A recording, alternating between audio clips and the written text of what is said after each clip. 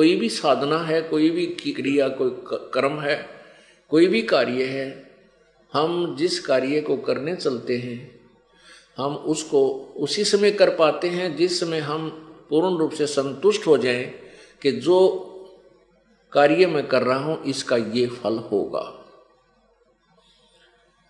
जैसे कोई बच्चा ट्रेनिंग करता है किसी भी, जैसे जेबीटी टीचर की या बीएड की या जेई की या किसी डिग्री करता है, इंजीनियरिंग करता है, तो उससे परिचित होता है। किसी ना किसी से पूछकर, या कोई डिग्री कर चुका है उससे पता करके कि इससे क्या बेनिफिट होते हैं, या कोई एमबीबीएस करता है तो फिर उस पे वो पूर्ण समर्पण होकर के लग जाता है, फिर डगमग नहीं होता। इसी प्रकार हम जिस साधना को करना चाहते हैं उसके विषय में पहले क्लियर होना चाहिए, प्रत्येक कंसेप्ट हमारा क्लियर होना चाहिए। परमात्मा कैसा है, उसका वास्तविक नाम क्या है, उसके पाने की वास्तविक विधि क्या है, वो कहाँ है, कैसे वो कहाँ रहता है, उसका क्या स्वरूप है, और उसके पाने की विधि जो हम कर रहे हैं ये कहीं प्रमाणित भी है कि नहीं, इस विधि से किसी ने परमात्मा मिला भी है कि नहीं। तो पुण्यात्माओं, जैसे अभी तक जो निराकार बता रहे थे उनको भगवान नहीं मिला, क्योंकि उनकी थ्योरी, उनका सिद्धांत वेदों और गीता जी से मेल नहीं खा रहा। और जिनको परमात्मा मिला, जिन महापुरुषों को, उनका विधान, उनकी स्टेटमेंट, उनके अमृत वचन वेदों और गीता जी से मिलते हैं। उन्होंने फिर कौन सी साधनाएं की, उन्होंने कौन सी साधनाएं की, वो भी उनकी अमृत वाणी में लिखी है। और वही वेद और गीता जी हमें बता रही हैं कि उस परमात्मा के पाने का ये मंत्र है। जब हमारे ये सारे कंसेप्ट क्लियर हो जाएंगे कि यही मंत्र है, और इस मंत्र के आधार से उस संत ने परमात्मा पाया, उन्होंने साकार बताया, मनुष्य सदृश बताया, और वही ज्ञान, वही समर्थन पवित्र वेद, पवित्र गीता जी, पवित्र बाइबल, कुरान, पवित्र कुरान शरीफ, पवित्र गुरु ग्रंथ साहिब, ये सभी समर्थन कर रहे हैं। तो इससे आप बिल्कुल संतुष्ट हो जाओगे कि जो साधना हम कर रहे हैं ये परमात्मा पाने की है। फिर इसमें कितना आसान है परमात्मा की भक्ति करना। नाम उठत नाम बैठत नाम सोवत जागवे, नाम खाते नाम पीते नाम से ती लागवे। नाम का सिमरन श्वास से सिमरन होता है। आप जल पी रहे हो तो भी 1-2 सांस का सिमरन कर जाते हो। जैसे आप 1-2 श्वास में जल पीते हो, तो ऐसे ही आप खाना खा रहे हो, खाना खाते समय भी आप सिमरन कर सकते हो। आप चलते फिरते, उठते बैठते, चलते फिरते, सोते जागते में, ऐसा सिंपल, ऐसी साधारण सी साधना है जो प्रत्येक व्यक्ति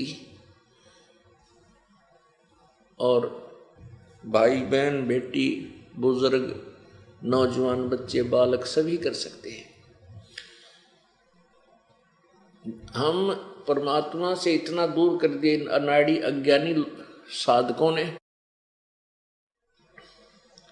हम ये सोचा करते थे परमात्मा इनको मिलता होगा जो खड़े होकर तप करते, जिनके पैर सूज गए इतने मोटे मोटे, और 3 साल से खड़ा ही तप रहा है, और कोई बैठकर तप करता है।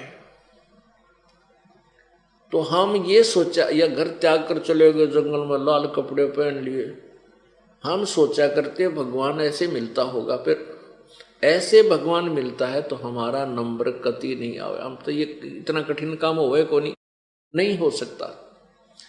फिर भी परमात्मा की चाह हृदय से नहीं जा रही थी।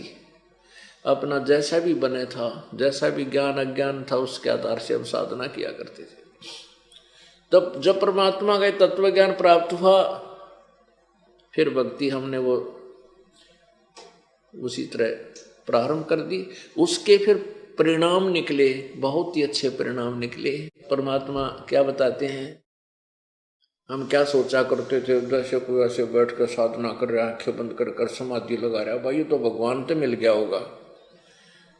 बंदी छोड़ कहते हैं झूठा ज्ञान ध्यान का लावे, ये बात बेदा चतुराई। इनका ज्ञान है झूठा, इनके पास कोई कह का भी ज्ञान नहीं है। ध्यान कित लगा रहे हैं, समाधि लगा किसके ऊपर रहे हैं, कहाँ टारगेट बना रखा है इन्होंने।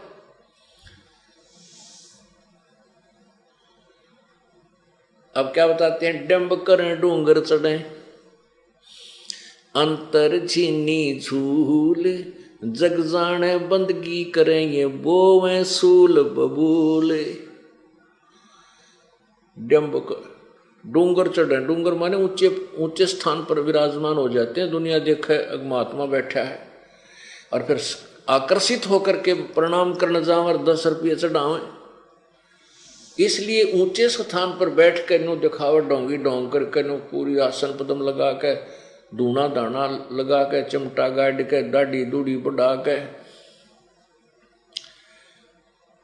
परमात्मा कहते हैं ये डंब, डंब माने पाखंड, डंब करें डोंगर चढ़े और अंतर जीनी झूल, जग जाने बंदगी करें बोवें सूल बबूल। ये शास्त्र विरुद्ध साधना करके अपने भविष्य में बबूल के कांटे बो रहे हैं।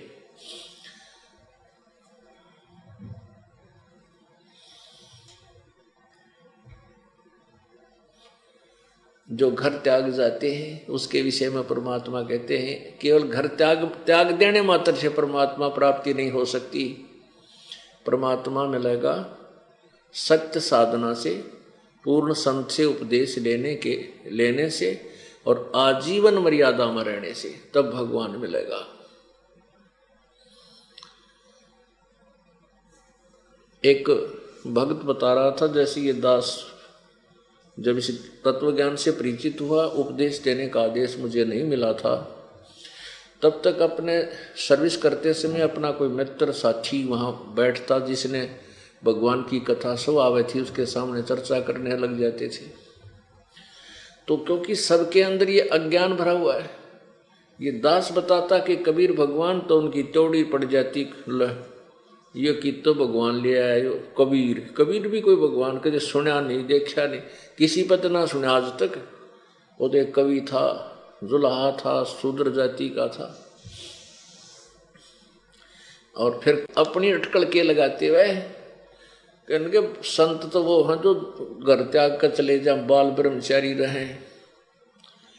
तो ऐसे वो 2-4 बैठे होते तो अपनी अपनी अटकल लगाते। एक कहने लगा, एक बार मैं ऋषिकेश हरिद्वार साइड में गया था, आगे पहाड़ों पर चला गया और आगे वन में चला गया।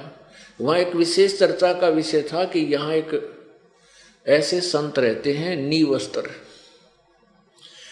अपने पर्दे के ऊपर केवल एक केले का पत्ता बांधते, और भाई जब उसके निकट कोई आदमी व्यक्ति पहुंच जाता है तो भाग कर जंगल में गहरा चला जाता है कि तो गुफा बना रखी उसने।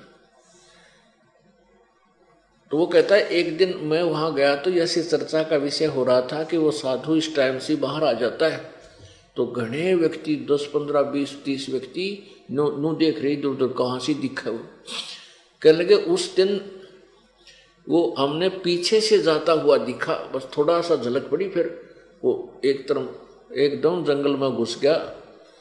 ओहो, जब दर्शन हो जाते तो बेड़ा पार हो जाता। अब परमात्मा कहते हैं कि उनके दर्शन तक बेड़ा गर्क हो जाता।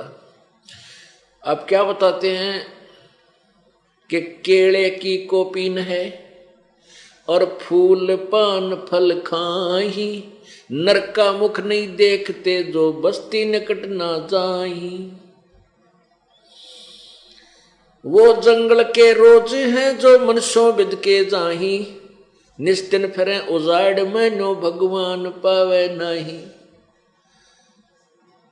परमात्मा उनके विषय बताते हैं कि जिनको तुम ऐसे परम संत मानते हो, केले के पत्ते का तो लंगोट यानी एक जांगिया बना रखा, अंडरवियर, और वस्त्र है नहीं, और फूल पान माने पत्ते, फूल पत्ते और फल खा करके वो निर्वाह करते हैं, और बस्ती कहते हैं निकट भी ना जाते, उनकी ये महिमा गाई जाती है।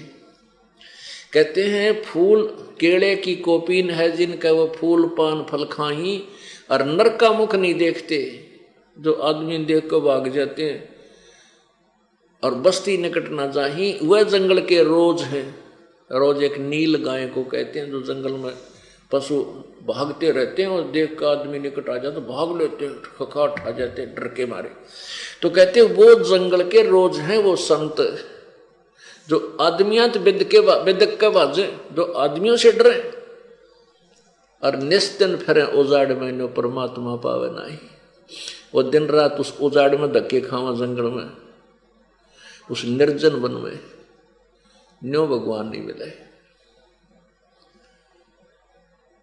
वो कैसे मिलेगा उसके विषय में परमात्मा इस पूरे सत्संग में ही परमात्मा के बताए हुए ज्ञान को ये दास बताता रहेगा। अब परमेश्वर कबीर है और वो अपनी महिमा की वाणी आप ही सुनाता है। अब देखिएगा ऋग्वेद मंडल नंबर 9 सूक्त 96 यानी 96, मंत्र 16, 17, 18 और 19। पहले तो आपको दिखाते हैं उन जो ये कहने वाले कि भगवान निराकार है, वो एक देशीय नहीं है, व्यापक है, सर्वव्यापक है, उन्हीं के और वेदों को वो सत्य मानते हैं। और वेद कहते हैं वो तो तीसरे धाम में विराजमान है, वहाँ रहता है और वहाँ बैठकर पूरे विश्व को कंट्रोल करता है, और वही अन्य रूप धारण करके सबका धारण पोषण करने के लिए भी इस तीनों लोकों में प्रकट होता है, प्रवेश करता है। और जिसमें वो परमात्मा आता है ऊंचे स्वर में अपनी महिमा की वाणी आप ही बोलता है। वो लोकोक्तियों के माध्यम से, कविताओं के माध्यम से, श्लोकों के माध्यम से, दोहों के माध्यम से अपनी महिमा का उच्चारण करता है। इसलिए वो प्रसिद्ध कवि की उपाधि प्राप्त कर लेता है उसे, लेकिन वो संत रूप में, ऋषि रूप में प्रकट वो पूर्ण परमात्मा ही होता है, वो कबीर देव होता है।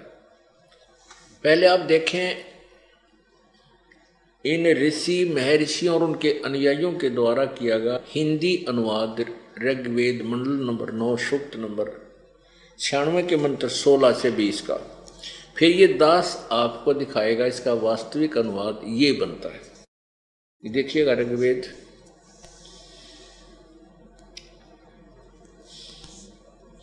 महर्षि दानंद सरस्वती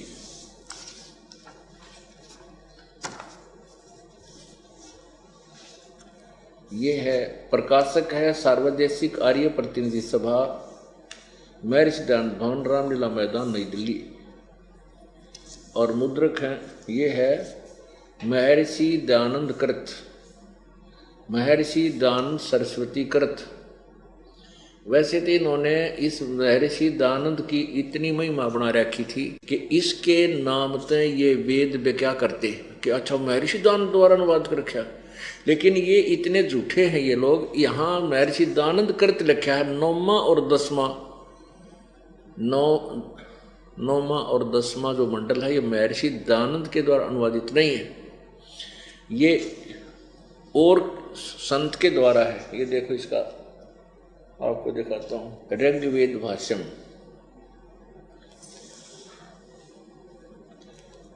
इन्होंने क्या बताया है कि महर्षि दानंद सरस्वती ने तो मंडल नंबर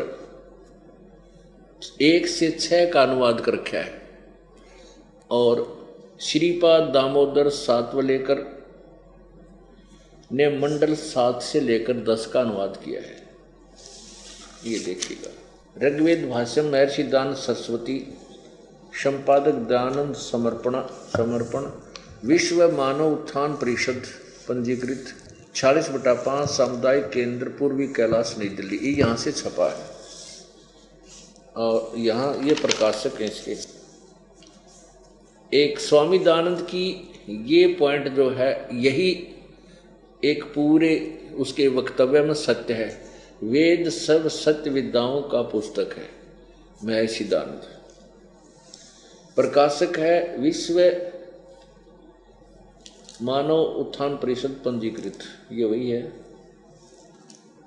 मुद्रक है कंप्यूट डाटा सर्विसेज नई दिल्ली, इतना ही था।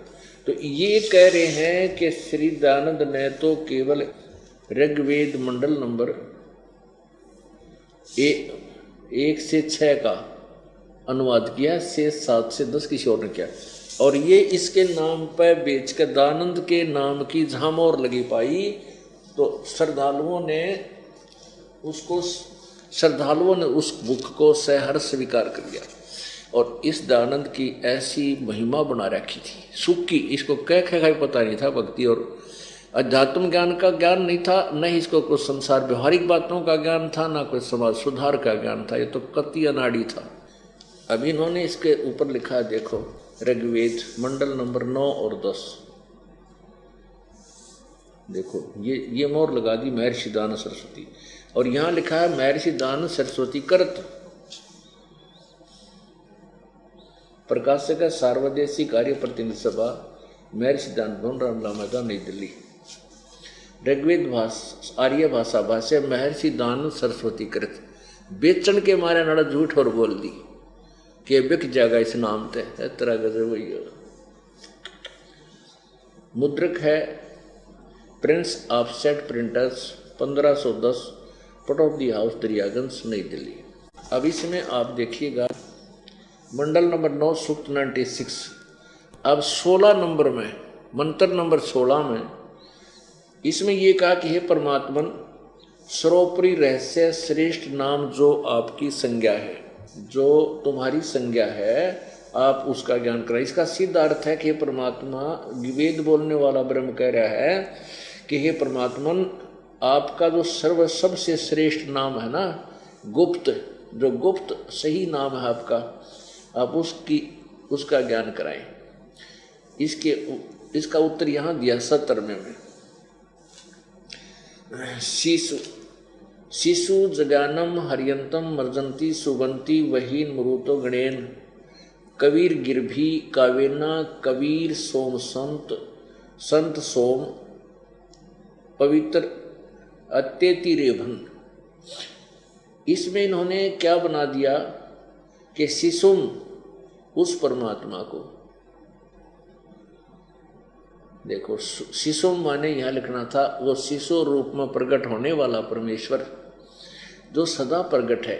जज्ञानम माने प्रकट होता है, शिशु रूप में वह प्रकट होता है,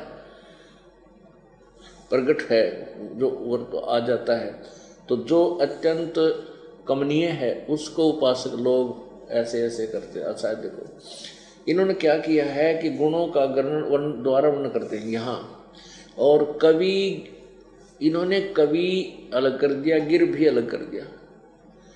इस कबीर गिर भी, कवि ऊपर रह लगा है, इसको रह बोला जाएगा, कबीर गिर भी।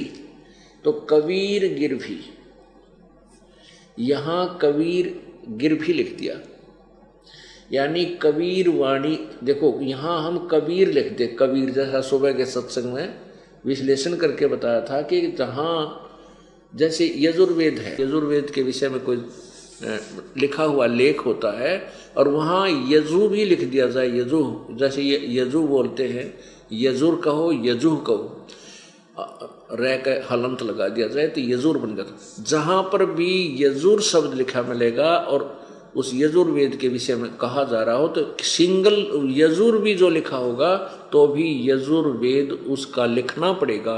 विश्लेषण सोल्यूशन यानी उसका अनुवाद करते समय यजुर्वेद ही लिखना पड़ेगा। तो ऐसे यहाँ कबीर गिरभी यानी कबीर परमेश्वर की वाणी, यहाँ हमने ऐसे बोलना है। ये देखो इस 17वें में कबीर गिरभी, कवि, यहाँ इसको हम कबीर बोल दें, इनको दोनों को एक ही ब्रैकेट में ले लें कोष्ट में, तो कबीर गिरभी अर्णों का न लिख लें, कबीर गिरभी बस। तो यहाँ लिखते हैं कबीर गिरभी माने वाणी द्वारा, कबीर माने हम कबीर रखना, कबीर वाणी द्वारा, कावेन कविताओं से, कविताओं के माध्यम से उस स्तुति करते हैं। सोम अमर पुरुष, सोम स्वरूप, पवित्रम परमात्मा कारणवस्था में, रेभन माने गरजता हुआ, अतिक्रमण करता है। अब इनके अनुवाद का कि तो सर पैर भी कोई ना। अब देखो इस दास के द्वारा किया हुआ अनुवाद, इसके पढ़ने से आनंद आते हैं। एक भक्त जब इस ज्ञान से परिचित हुआ और इस महर्षि के द्वारा किए गए अनुवाद के अड़ंगे से परिचित हुआ, तो वो कहने लगा कि महाराज जी, अगर ये अनुवाद जो आप बता रहे हो जिस तरीके से, ऐसा अनुवाद वेदों का होता तो ये घर घर में पाते, हर एक घर में रखे होते। इनके एक अड़ंगे ज्ञान में पढ़ते पढ़ते सर में दर्द हो जाता है। कहीं सी सर नहीं कि तब पैर नहीं किए, तो ये बताना चाह है पता नहीं किए का की अड़ंगा करके दर दिया। जबकि ये इतने पवित्र ग्रंथ हैं तो इसके अंदर बहुत ही निर्मल बात और बहुत ही गहरी गूढ़ रहस्य इसके अंदर भरा पड़ा है। उसको तत्वदर्शी संत ही बताएगा। परमात्मा कहते हैं स्वयं अपनी महिमा आप ही बताते हैं। सतगुरु बिन काहू न पाया ज्ञाना, जो थो था बुस छड़े मूड किसाना। ये सतगुरु यानी तत्वदर्शी संत के बिना किसी को भी ज्ञान प्राप्त नहीं हुआ।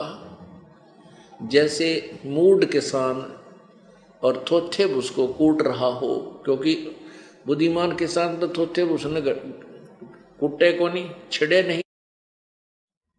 मूड केवल जो शराब के नशे में होगा या कति उल्लू टाइप इंसान होगा, वो मुड़े पर जोड़े पर लठ मारे, अगर सरसों का हो या पराल पड़ी हो, दाना की थान धान निकालने के बाद जो उसका जो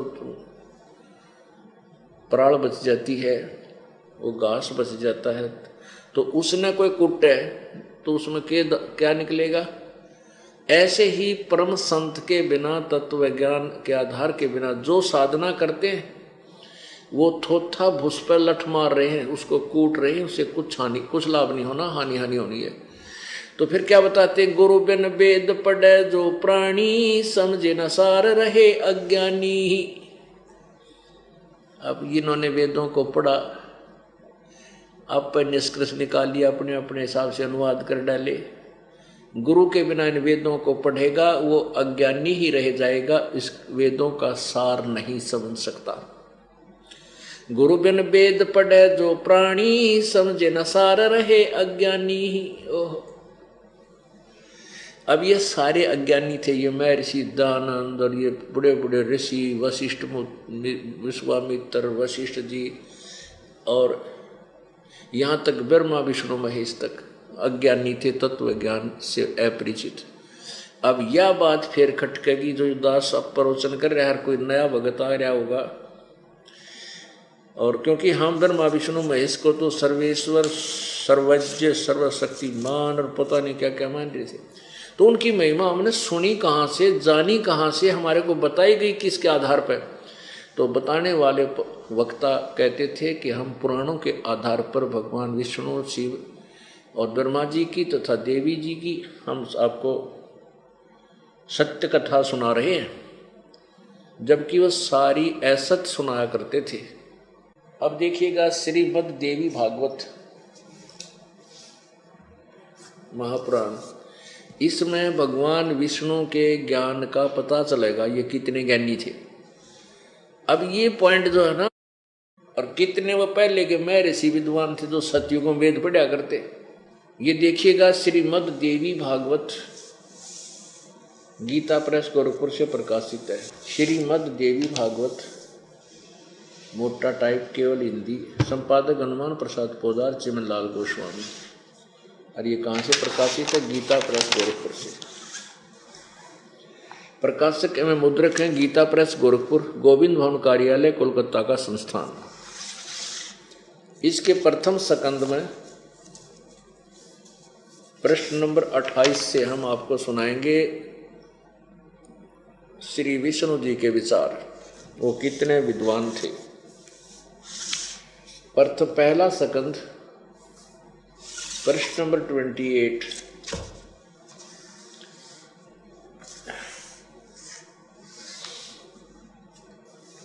नारद जी ने कहा, महाभाग व्यास जी, तुम इस विषय में जो पूछ रहे हो ठीक यही प्रश्न मेरे पिताजी ने भगवान श्री हरि से किया था। श्री हरि ये विष्णु जी को कह रहे हैं। देवादिदेव भगवान जगत के स्वामी, भगवान जगत के स्वामी हैं। लक्ष्मी जी उनकी सेवा में उपस्थित रहती हैं। दिव्य कौस्तुभमणि उनकी शोभा बढ़ाती है। वे शंख चक्र और गदा लिए रहते हैं। पीताम्बर धारण करते हैं, 4 भुजाएं। वक्ष स्थल पर श्रीवत्स का चिन्ह चमकता रहता है। वे चराचर जगत के आश्रयदाता हैं। जगत गुरु एवं देवताओं के भी देवता हैं। विष्णु जी को जगत गुरु कहा जा रहा है और देवताओं के देवता, भगवाना के भगवान। ये जगत प्रभु भगवान श्री हरि, ऐसे जगत प्रभु भगवान श्री हरि महान तप कर रहे थे, उनकी समाधि लगी थी। यह देखकर मेरे पिता ब्रह्मा जी को बड़ा आश्चर्य हुआ।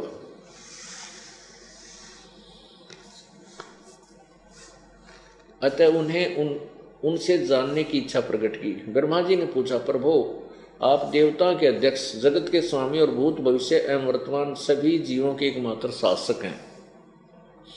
भगवान फिर आप क्यों तपस्या कर रहे हैं और किस देवता की आराधना में ध्यान मगन है? किस देवता, किस भगवान की भक्ति करते हो, किसके ध्यान में लगे हो? मुझे असीम आश्चर्य तो ये हो रहा है कि आप देवेश्वर एवं सारे संसार के शासक होते हुए भी समाधि लगाए बैठे हैं। ब्रह्मा जी के ये विनीत वचन सुनकर भगवान श्री हरि उनसे कहने लगे, ब्रह्मन सावधान होकर सुनो, मैं अपने मन का विचार व्यक्त करता हूं। देवता, दानव और मानव सब यही जानते हैं कि तुम सृष्टि करते हो, मैं पालन करता हूं और संकर संहार किया करते हैं। किंतु फिर भी वेद के पारगामी पुरुष अपनी युक्ति से यह सिद्ध करते हैं कि रचने, पालने और संहार करने की ये योग्यता जो हमें मिली है, इसकी अधिष्ठात्री शक्ति देवी है, यानी दुर्गा है। वे कहते हैं कि संसार की सृष्टि करने के लिए तुम राजसी शक्ति का संचार हुआ, यानी रजगुण ब्रह्मा, और मुझे सात्विक शक्ति मिली है, विष्णु जी सतगुण, और रुद्र में तामसी शक्ति का आविर्भाव हुआ। ये भगवान शंकर जो है ये तमोगुण युक्त है, तमगुण शंकर आविर्भाव हुआ। उस शक्ति के अभाव में तुम इस संसार की सृष्टि नहीं कर सकते, मैं पालन करने में सफल नहीं हो सकता, और उधर से संहार कार्य होना भी संभव नहीं। ब्रह्मा जी, हम सभी उस शक्ति के सहारे ही अपने कार्य में सदा सफल होते आए हैं। सुवर्त प्रत्यक्ष और परोक्ष दोनों उदाहरण मैं तुम्हारे सामने रखता हूँ, सुनो। यह निश्चित बात है कि उस शक्ति के अधीन होकर ही मैं इस शेष नाग की सैया पर सोता और सृष्टि जाग करने का अवसर आते ही जाग जाता हूँ। मैं सदा तप करने में लगा रहता हूँ। उस शक्ति के शासन से मैं कभी मुक्त नहीं रह सकता। कभी अवसर मिला तो लक्ष्मी के साथ सुखपूर्वक समय बिताने का सौभाग्य प्राप्त होता है। मैं कभी तो दानवों के साथ युद्ध करता रहता हूँ। अखिल जगत को भय पहुँचाने वाले दैत्यों के विकराल शरीरों को शांत करना मेरा परम कर्तव्य है। और देखो 29 पर निचोड़ कर दिया अपने ज्ञान का। विष्णु जी कह रहे, मुझे सब प्रकार से शक्ति के अधीन होकर रहना पड़ता है। उन्हीं भगवती शक्ति का मैं निरंतर ध्यान करता हूँ। और ब्रह्मा जी, मेरी जानकारी में इन भगवती शक्ति से बढ़कर दूसरे कोई देवता नहीं। वाह जी वाह। श्री विष्णु जी के ज्ञान का तो ओढ़ आ लिया, कितने विद्वान थे। ये कहते हैं, मैं इस दुर्गा तो ऊपर भगवान नहीं मानता, यही पूज्य है और मैं इसी का ध्यान करता हूँ। अब दुर्गा कहती है वो परमात्मा ब्रह्म है, वो ब्रह्म लोक में रहता, वही पूजा की योग है, उसी की पूजा करो और बातें सब छोड़ दो। बताओ, अरे ब्रह्मा विष्णु महेश की हम पूजा कराते न कैखा का विज्ञान को ना भगवान कौन है, कैसा है। अब देखो पुण्यात्मा ये नहीं कहते कि ये ब्रह्मा विष्णु महेश रिजेक्टेड हैं, लेकिन इनकी यथार्थ स्थिति आपको बताई जाएगी। अब आगे देखना 562 पृष्ठ पे। अभी देवी के बोल सुन लो, दुर्गा कितनी। अब देखो, ये है 7वां सकंद और 562 पृष्ठ। देवी द्वारा हिमालय को ज्ञानोपदेश, ब्रह्म स्वरूप का वर्णन। अब देखना दुर्गा कितनी दोगली और कैसी बात करती है। श्री देवी जी कहने लगी, पर्वतराज हिमालय को बता रही है, हिमालय राजा को, इस प्रकार योग युक्त होकर मुझ ब्रह्म स्वरूपा देवी का ध्यान करे। यह ध्यान आसन पर भली भांति बैठकर अहतुकी भक्ति के साथ करना चाहिए। यहाँ तक है मेरा ब्रह्म स्वरूप का ध्यान करो, फिर आगे देखो उस ब्रह्म का क्या स्वरूप है, यानी दुर्गा से न्यारा कोई और परमात्मा है। उस ब्रह्म का क्या स्वरूप है, यह बतलाया जाता है, जो प्रकाश स्वरूप सबके अत्यंत समीप में सतीत, हृदय रूप गुहा में सतीत होने के कारण गुहाचर नाम से प्रसिद्ध और महान पद अर्थात परम प्राप्य है। आगे देखो, वह समझ प्रजा के ज्ञान से परे है, अर्थात किसी की बुद्धि माने वाला नहीं है, यह तुम जानो। जो परम प्रकाश रूप है, जो सूक्ष्म से भी अत्यंत सूक्ष्म है, जिसमें संपूर्ण लोक और उन लोकों में निवास करने वाले प्राणी सचित हैं, वह ये अक्षर ब्रह्म है। वह सबके प्राण है, वही सबकी वाणी है और वही सबके मन है। वह यह परम सत्य और अमृत अविनाशी तत्व है। सौम्य उस वेदने योग लक्ष्य का तुम वेदन करो, यानी उस परमात्मा ब्रह्म, इसने ब्रह्म की तरफ से संकेत किया, ब्रह्म को मन लगाकर तन्मय हो जाओ, उसको ही प्राप्त करने का उद्देश्य बनाओ, लक्ष्य बनाओ। सौम्य उपनिषद में कथित महान अस्त्र रूप धनुष लेकर उस पर उपासना द्वारा तीक्ष्ण किया हुआ बाण संधान करो और फिर भावना गुप्त चित्त द्वारा उस बाण को खींचकर उस अक्षर रूप ब्रह्म को ही लक्ष्य बनाकर वेधन करो। परवण यानी ओम धनुष है, जीवात्मा बाण है और ब्रह्म को उसका लक्ष्य कहा जाता है। अब देख कितनी बातें दोगली चोगली कर रखी। अक्षर ब्रह्म, अक्षर रूप ब्रह्म, और फिर यहाँ केवल ब्रह्म और यहाँ पर अक्षर ब्रह्म। अब इन्होंने कति ज्ञान का अज्ञान कर रखा सभी ने।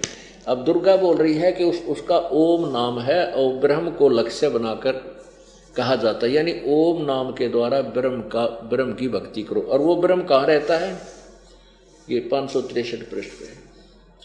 वह ये सब का आत्मा ब्रह्म लोक रूप देव आकाश में स्थित है। अब क्या कहने इनके ज्ञान के।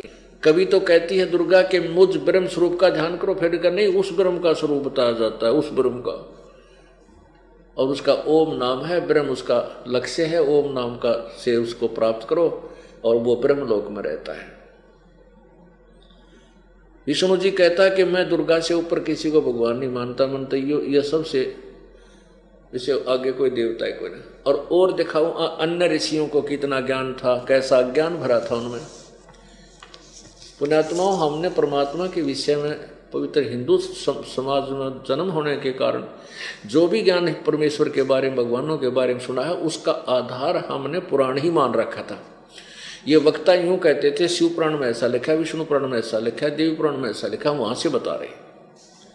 अब उन्हीं पुराणों को आपके समक्ष पढ़कर सुना रहा है ये दास, उन्हीं के द्वारा अनुवादित, अपनी तरफ से तो इसमें कुछ मिलावट कोई ना कर रखी, उन्हीं के द्वारा अनुवादित उन्हीं की बुकें हैं जिनको आधार पर ये बताते ये क्या बता रही हैं और वो क्या महिमा दंत कथा सुनाया करते थे। कौन?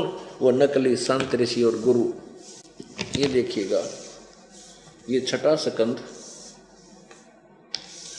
प्रश्न नंबर 414 पे जन्मेजय ने पूछा, महाभाग किस युग में कैसा धर्म का स्वरूप है, इस संपूर्ण विषय को विशेष रूप से बताने की कृपा करें। व्यास जी बोले, नृप शार्दुल राजन, यह निश्चय है कि सतयुग में ब्राह्मण वेद के पूर्ण विद्वान थे। अरे वाह, ये तो सतयुग वाला का ओढ़ आ गया। अगर त्रेता द्वापर में इनसे कुछ निम्न सतर के विद्वान पाओगे, यानी निश्चय है कि ये निश्चय है, यानी पक्की बात है कि सतयुग में ब्राह्मण वेद के पूर्ण विद्वान थे। उनके द्वारा निरंतर भगवती जगदम्बा की आराधना होती थी। और भगवती का दर्शन करने के लिए उनका मन सदा ललायित रहता था। गायत्री के ध्यान, प्राणायाम और जप में वे अपना सारा समय व्यतीत करते थे। माया बीज का जाप करना उनका प्रधान कार्य था। प्रत्येक गांव में शक्ति मंदिर का उद्घाटन हो, इस विषय की उनकी मन में बड़ी उत्सुकता थी। प्राय सब लोग सत्य, दया और सोच से युक्त होकर अपना कार्य संपन्न करते थे। तत्व ज्ञान के पारगामी उन ब्राह्मणों द्वारा जो भी कर्म होता था उसमें सत्य, सोच और दया ये तीनों गुण निहित रहते थे। बोलो आलिया ना ओढ़ सारे का कितने अज्ञानी थे, कोरे अज्ञानी। ये महर्षि सतयुग के विद्वानों के बारे में कहें कि वो वेद के पारगामी देव ब्राह्मण और देवी की भक्ति कर। देवी कह रही है कि वो तो और परमात्मा, उसकी भक्ति करो ब्रह्म की। जग सारा रोगिया रे, जिन सतगुरु वैद न जाण्या, जग सारा रोगिया रे। पुण्यात्माओं, ये तत्व ज्ञान ऐसा है। और ज्ञान सब ज्ञानड़ी, कबीर ज्ञान सो ज्ञान, जैसे गोला तोब का अब करता चले मैदान। ऐसा तोब का गोला है परमात्मा का तत्व ज्ञान। ये सब के केले ढा देगा जितने नकली बनाए बैठे थे। ये अज्ञान को कति नाश कर देगा। वेद का ज्ञान भी तत्व ज्ञान के सामने फीका पड़ जाएगा। वेद ज्ञान झूठा नहीं है, वेद ज्ञान सही है। धर्मदास जी ने कबीर परमेश्वर से पूछा था, प्रभु आपने जो ज्ञान बताया, क्योंकि उस समय धर्मदास जी वेदों और गीता से परिचित नहीं था, पढ़ता था गीता को। लेकिन जैसे अभी तक ये 5500 वर्ष हो गए लगभग इस गीता जी को पढ़ते आने, इसका अनुवाद करके भी बहुत समय हो गया पढ़ते हुए। हमें ये नहीं मालूम था इसमें ये कहना क्या ये संदेश क्या दे रहा है ये सदशास्त्र।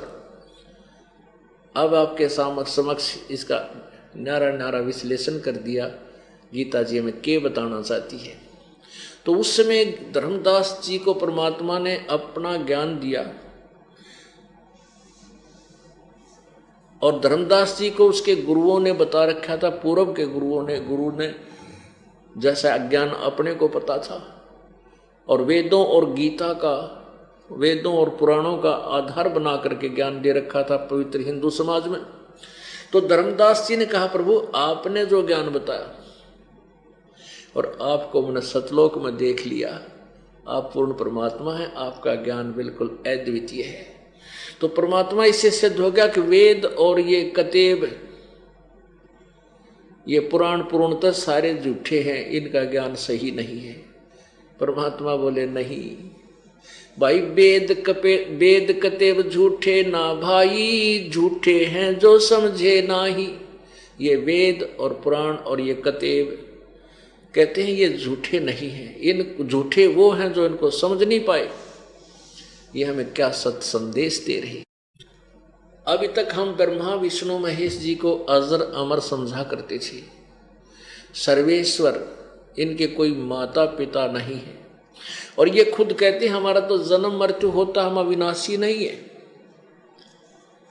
अब देखिएगा यही देवी भागवत, श्रीमद देवी भागवत या कति निर्णय करेगी, सच्चाई ज्ञान का आपके सत्य ज्ञान आपके समक्ष होगा। देखिए श्रीमद भगवत, श्रीमद देवी भागवत, ये वही बुक है जो अभी आपको दिखा रहा था दोस्त। इसके तीसरे स्कंद में और 123 पृष्ठ पर आप देखिए, ये देखिएगा तीसरा स्कंद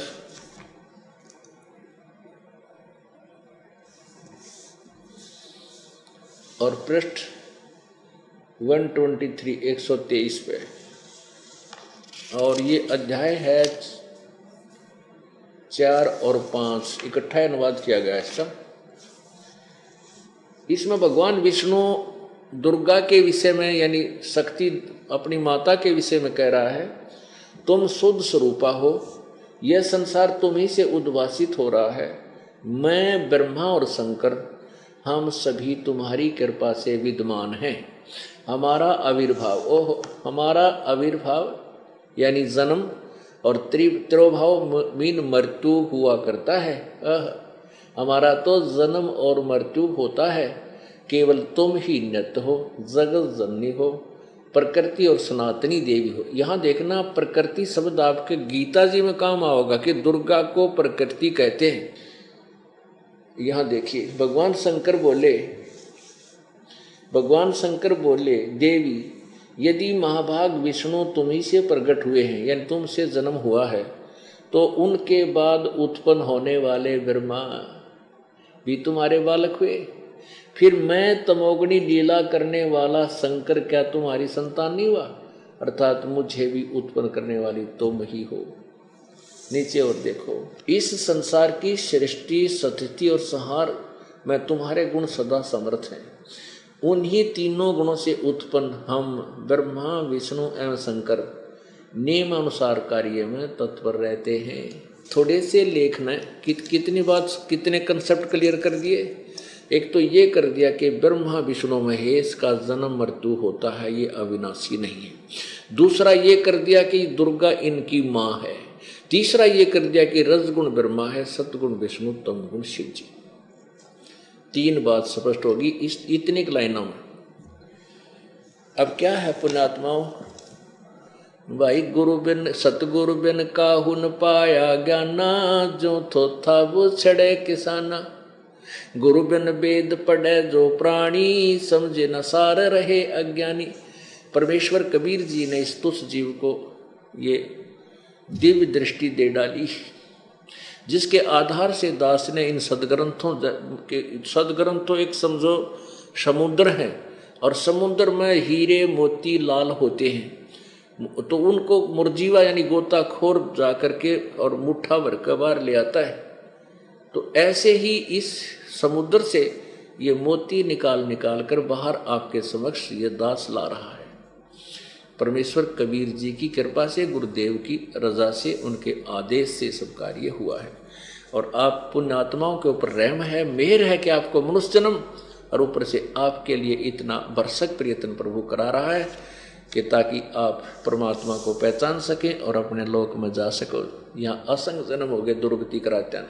अब कति क्लियर हो गया कि रजगुण ब्रह्मा है, सतगुण विष्णु, तमगुण शिव। थोड़ा सा और क्लियर करते हैं, क्योंकि आगे जो प्रसंग चलेगा वो इतना कुणित, इतना कड़वा होगा कि बगैर या थोड़ी सी खांड मिलाए बिना इसने खाया नहीं जा सकता, सुने भी नहीं का कोई। तो इसमें थोड़ी सी बूरा मिलाई जाएगी, यानी तत्व इन सदग्रंथों को पहले दिखा करके और फिर ये सच्चाई बताई जाएगी कि ब्रह्मा विष्णु महेश के पुजारियों की को क्या संज्ञा दी है पवित्र गीता जी। ये देखिएगा श्रीमद् देवी भागवत, जिसमें संस्कृत भी साथ है। ये बंबई से प्रकाशित है, खेमरा श्री कृष्ण प्रकाशन का प्रकाशन है ये, और इसमें संस्कृत भी साथ है, उस संस्कृत का अनुवाद भी किया है। तो ये एथेंटिक है। और गीता प्रेस गोरखपुर से छपी हुई में कुछ अनुवाद करते समय कुछ अनुवादकर्ता ने अपने हिसाब से छोड़ भी दिया है, यानी छुपाने की चेष्टा भी की है, लेकिन फिर भी छुपा नहीं। कहते हैं चोर चुराई तूंबड़ी, वो गड्ढे पानी में, वो गड्ढे हुआ ऊपर आवे, सच्चाई छनी ना। अब देखो पवित्र श्रीमद् देवी भागवत हिंदी टीका सहित, ये देखो श्रीमद् देवी भागवतम भाषा सभाष टीकम समातम, श्री खेमरा श्री कृष्ण दास प्रकाशन बंबई 4। अब तीसरे सकंद पर आए, ये देखिएगा। अथ श्रीमद् देवी भागवते भाषा टीका युक्ते तृतीय सकंद प्रारंभते, और इसमें ये है प्रश्न नंबर 11, और यहाँ पर है तृतीय सकंद है अध्याय 5, और इसमें ये देखना अध्याय 5 का और श्लोक नंबर 8। हे माते, शंकर भगवान कह रहे हैं, हे माते, यदि आप हमारे ऊपर सदा दयायुक्त हो तो हमको तमोगुण में किस प्रकार प्रदान किया है? ब्रह्मा रजोगुण और हरि सतगुण युक्त किए हैं। आगे देखो, अब ये आपने हिंदी पढ़ा, अब संस्कृत देखिए। ये 7वां श्लोक समाप्त हुआ, ये 8वां प्रारंभ होता है इसी की संस्कृत। यदि दया धर्मना न सदाम्बिके कथम अहम विहित च, अहम माने मैं, यदि आप हमारे ऊपर दयायुक्त हैं तो किस प्रकार अहम माने मैं शंकर, विहित च तमोगुण, मुझे तमोगुण क्यों बनाया, कमल जय, कमल से उत्पन्न होने वाले ब्रह्मा को रजोगुण संभव, रजोगुण क्यों बनाया, अरे सुहित सुविहित सुविहित किमो सतोगुण हरि, और विष्णु को आपने सतोगुण क्यों बना दिया। इति सिद्धम रजगुण ब्रह्मा सतगुण विष्णु तमगुण शिव जी। अब ये और कंसेप्ट कति क्लियर हो गया, इन्होंने अपने मुंह तक कह दिया कि हमें क्यों ऐसा बनाया। और ये ऊपर भी उन्होंने बता रखा कि आप ही के तीनों गुणों से हम उत्पन्न हुए, मैं तमोगुणी लीला करता हूं। अब श्रीमद् भगवत गीता इसके 7वें अध्याय के आपको 5-6 श्लोक सुनाएंगे। इससे पता चलेगा कि हम जो पूजा किया करते थे वो कितनी अच्छी थी या ठीक थी या गलत थी, जिससे हम अपना जीवन व्यर्थ कर रहे थे। ये देखिएगा,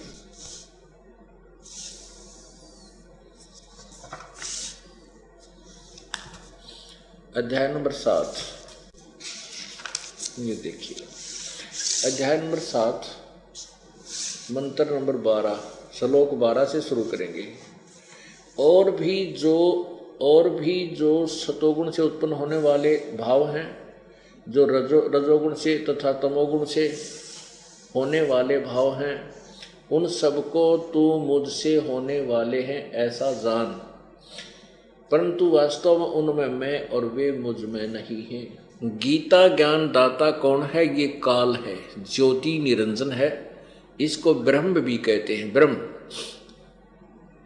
और जो गीता जी के अध्याय नंबर 11 के श्लोक नंबर 32 में कहता मैं काल हूं और सबको खाने के लिए अब प्रकट हुआ हूं। भगवान श्री कृष्ण जी ने ना तो पहले कदे कहा मैं काल हूं, काल जब भगवान श्री कृष्ण के शरीर से निकल गया महाभारत वाला जो नाश करा के, ना उसके बाद श्री कृष्ण ने कभी कहा मैं काल हूं और मैं ईव खाने के लिए आया हूं, प्रकट हुआ हूं, प्रवृत्त हुआ हूं। क्योंकि श्री कृष्ण जी तो पहले ही विद्वान थे श्री अर्जुन जी के साथ।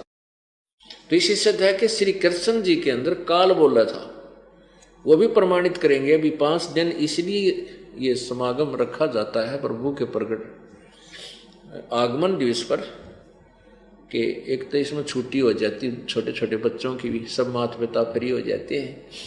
और ये बालक जो है ना, ये ज़्यादा दृढ़ होते हैं। हम छोटे छोटे थे, जो कोई भगवान की कथा सुनाता था वो आज तक याद है, चाहे वो किसी प्रकार की थी। तो ऐसे ही ये बच्चे जो रंगे जा रहे हैं रंग में, छोटे छोटे बच्चों के जो ज्ञान हमारे बच्चे सुनकर जो औरों को बताते हैं, हैरान रह जाता है ये दास के इतने पाक गए मेरे बच्चे। और जब तक हम इतने पकेंगे नहीं इस ज्ञान में, हम काल के जाल में फंसे रह जाएंगे। इसलिए दास आपको रह रह कर ये चैप्टर सुनाता है, क्योंकि ये ज्ञान, ये अमृतवाणी भगवान की रह रह कर हमने कभी सपने में भी ना सुनने मिला करती ये बोल, इतने अनमोल वचन।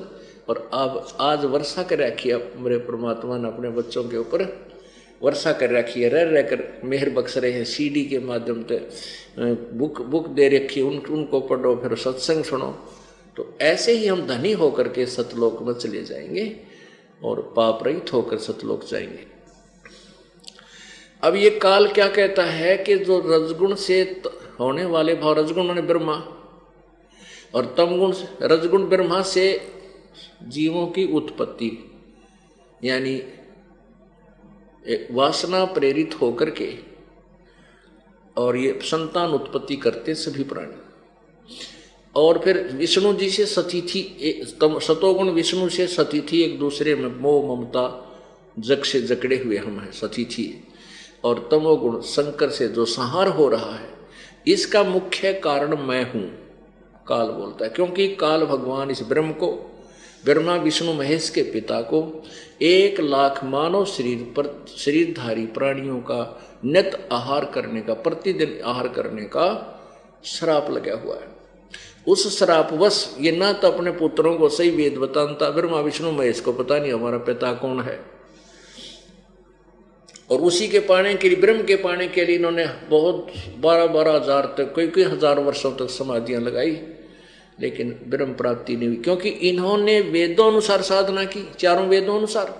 उनमें लिखा है कि ओम नाम, ये काल कहता है 11वें अध्याय के 47 और 48 श्लोक में कि अर्जुन मेरा ये स्वरूप है जो आज तक पहले ना किसी ने देखा, तेरे अतिरिक्त ना पहले देखा ना आगे देख सकता, ना मैं किसी वेद में वर्णित विधि से, ना किसी जप से, ना तप से, ना क्रिया से मैं किसी को नहीं मिलूंगा, मेरी प्राप्ति नहीं हो सकती। इति सिद्धम के वेदों में वर्णित विधि से प्रभु प्राप्ति नहीं है, और लाभ बहुत है। तो ये ऋषि में ऋषियों ने समाधियां लाई, ध्यान लगाए, भक्ति करी, वेदों अनुसार ओम नाम का जाप किया, कुछ अपनी मन ग्रंथ जो काल प्रेरणा से समाधि भी लगाई, हठ योग किया, तप किया, परमात्मा तो मिला नहीं, ये एटम बम बन गए। इनमें सिद्धियां आ गई, स्वर्ग तक चले गए, महास्वर्ग ब्रह्मलोक में चले गए, अपने वहां पुण्यों को समाप्त करके फिर 84 लाख योनियों में फिर चक्कर में आ पड़ गए। तो ऐसे है, इसने काल ने अपने पुत्रों को भी सही भेद नहीं दे रखा। ये तो परमेश्वर आया और कबीर भगवान ने इसका सारा पत्तल पाड़ी, इसकी सारी यू अज्ञान हटा दिया, इसकी पोल खोल दी कि यू काल है, तुम इसने भगवान मान रही हो तो तुम्हें डेली खाता है। ये खुद का मैं काल हूं और खाने के लिए आया हूं। पहले यह और झलक देख लो, 11 में जाएगा 32वां श्लोक, ये देखो अध्याय नंबर 11 श्लोक 32 में लिखा है, लोकों का नाश करने वाला बड़ा हुआ महाकाल नहीं काल हूं,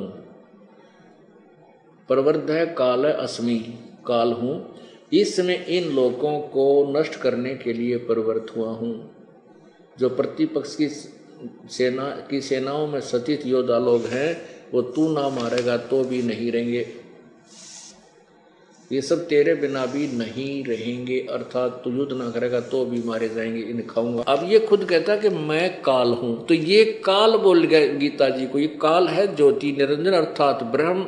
गीता जी अध्याय नंबर 15 के श्लोक 16 में दो भगवान लिखे, क्षर पुरुष और अक्षर पुरुष। क्षर पुरुष तो ये ब्रह्म है और अक्षर पुरुष ये पर ब्रह्म है।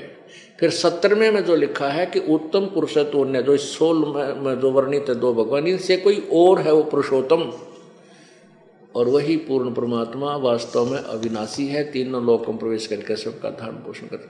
तो यहाँ जो प्रसंग चल रहा है कि ये तीनों गुणों के द्वारा जो भी हो रहा है, रजगुण ब्रह्मा से संतान उत्पत्ति, विष्णु जी से सतीति और शिव जी से संहार, इसका मुख्य कारण तो मैं हूँ, लेकिन मैं इनमें नहीं हूं, मैं इनसे ऊपर अलग रहता हूं, भिन्न हूं, और ये मेरे पास नहीं है। अब देखो अध्याय नंबर 7 का श्लोक नंबर 12 से आप फिर शुरू कीजिए, आसानी से समझ में आएगा। और भी जो सतगुण से उत्पन्न होने वाले भाव हैं और जो रजगुण तथा तमोगुण से होने वाले भाव हैं, उन सबको मुझसे ही होने वाले हैं ऐसा जान, परंतु वास्तव में उनमें मैं और वे मुझ में नहीं हैं। अब 13वां में क्या कहा है, गुणों के कार्य रूप सात्विक राजस और तामस, इन तीनों प्रकार के भावों से सारा संसार प्राणी समुदाय मोहित हो रहा है। इन तीनों गुणों से परे मुझ अविनाशी को नहीं जानता। आगे देखो 14 में, क्योंकि यह अलौकिक अर्थात अति अद्भुत त्रिगुणमयी मेरी माया, रजगुण ब्रह्मा, सदगुण विष्णु, तमगुण शिव जी द्वारा फैला गया ये जाल अर्थात मेरी त्रिगुणमयी माया बड़ी दुस्तर है, खतरनाक है। और जो पुरुष केवल मुझको निरंतर भजते हैं वे माया का उल्लंघन कर जाते हैं, अर्थात संसार से तर जाते हैं। इसका क्या अर्थ है, देखो अब तीनों गुणों से ऊपर कहता मुझ अविनाशी को नहीं जानते, इसे सिद्ध है कि जैसा यू भगवान है ऐसे ही तीनों और भी है जिनकी ओर जिन पर और आश्रित है। इसी सिद्ध है कि ये ब्रह्मा विष्णु महेश की तरफ संकेत है, और इन ब्रह्मा विष्णु महेश के द्वारा जो लाभ सुविधा मिल रही है और इसी पर फाइनल हो बैठे जो भगतजन, इससे इनसे आगे किसी किसी भगवान के विषय में सुनना भी पसंद नहीं करते, जिनका ज्ञान, जिनकी बुद्धि इन्हीं से इनके ज्ञान द्वारा हरी जा चुकी है और आगे किसी की सुनते नहीं, उसके विषय में आगे देखो क्या बताया है। 15वें में कहा है कि माया के द्वारा, ब्रह्मा विष्णु महेश के द्वारा, उन्हीं के द्वारा मिलने वाले लाभ पर जो आश्रित हो चुके हैं, उनसे ऊपर किसी की भगवान की पूजा करने को तैयार नहीं है, उनके विषय में करे माया के द्वारा, इस त्रिगुणमयी माया के द्वारा जिनका ज्ञान हरा जा चुका है, ब्रह्मा विष्णु महेश के द्वारा असुर स्वभाव को धारण किए हुए जो इन्हीं तक की पूजा करते हैं, असुर स्वभाव को धारण किए हुए मनुष्यों में नीच और दूषित कर्म करने वाले मूर्ख लोग, मूढ़ लोग मुझको नहीं भजते। इससे सिद्ध है कि ये तीनों गुण भी भजने वाले हैं, जपने के हैं, यानी इनकी भी उपासना होती है। तो इसलिए रजगुण ब्रह्मा है, सतगुण विष्णु, तमगुण शिव जी। और ये ब्रह्म कहता है कि जो इन ब्रह्मा विष्णु महेश तक की पूजा पर आश्रित हो चुके हैं, इन्हीं से मिलने वाले लाभ, अक्षणिक लाभ के ऊपर ये दृढ़ हो चुके हैं, जिनका ज्ञान हरा जा चुका, ये आगे सुनना नहीं चाहते किसी के विषय में, उनको क्या कहा, असुर स्वभाव को धारण किए मनुष्यों में नीच दुष्कर्म करने वाले मूर्ख। इकट्ठी 3 उपमा दे रखी इनको। ये दास नहीं कह रहा, ये पवित्र श्रीमद् भगवत गीता अध्याय नंबर 7 का श्लोक 15 बता रहा। मैं तो ये दास तो पढ़कर सुना रहा है, ये आपके समक्ष है।